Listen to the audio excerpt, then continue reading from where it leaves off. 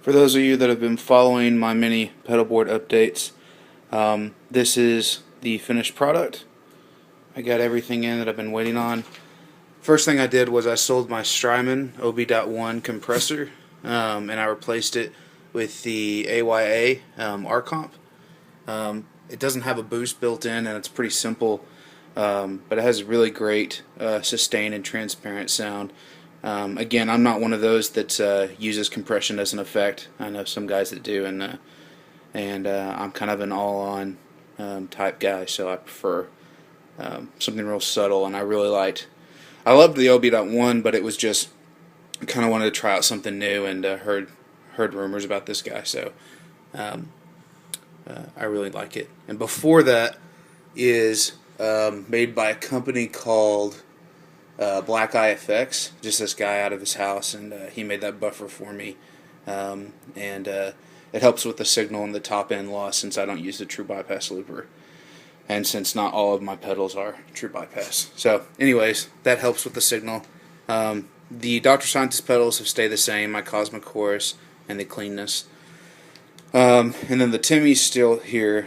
And then as of today, I actually got these two guys in, the Triton Fuzz, which is just what it says. It's a fuzz, heavier distortion type sound, and then the Sam B Overdrive, which is comparable to the Timmy, but it has some tone differences that I really like. It has some really cool like mid-range stuff.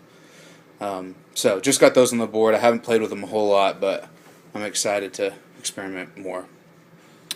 The ZVEX Super Hard On and the Babyface Tremolo is still on there by Love Pedal. And then I've got my Ernie Ball Wah, and then I've got my Ernie Ball Volume that was modded by Dan. This one's mine. So it's got a buffer for the tuner out, so it doesn't have the tone loss. And then I got rid of my Nova delay, just went down to the timeline. The more I've learned about it, the more I've realized that it really kind of handles all of my delay needs. I don't need multiple delays. I did keep the MXR carbon copy. The only reason is I really like it for like layering very subtle kind of delays underneath, something that doesn't really stand out when I'm not looking for a specific tempo, like just want kind of a texture. So I hung on to that for that reason. And then the main thing that I'm excited about is my new reverb pedal. I actually had 3 pedals before. I was using the Electro-Harmonix Cathedral, I was using a Boss RV5, and I was using a this guy. Oh yeah, a Line 6 Verbzilla. And I got rid of those two, and I'm actually about to sell the Verbzilla and replaced it with the Blue Sky.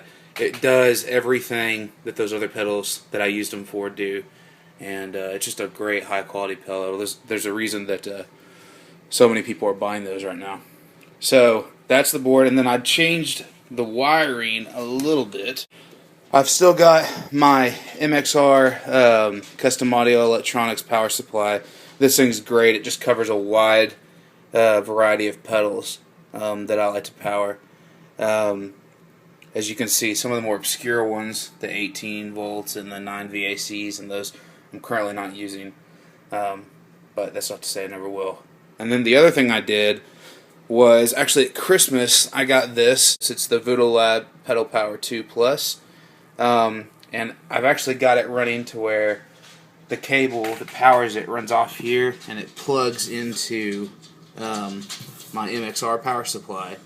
And then that cable, the power supply for that, runs out here and then plugs into the power strip. So I'm only sending one cable out to power the whole board, which is kind of cool. And this unit can handle the power from both. So that's kind of cool.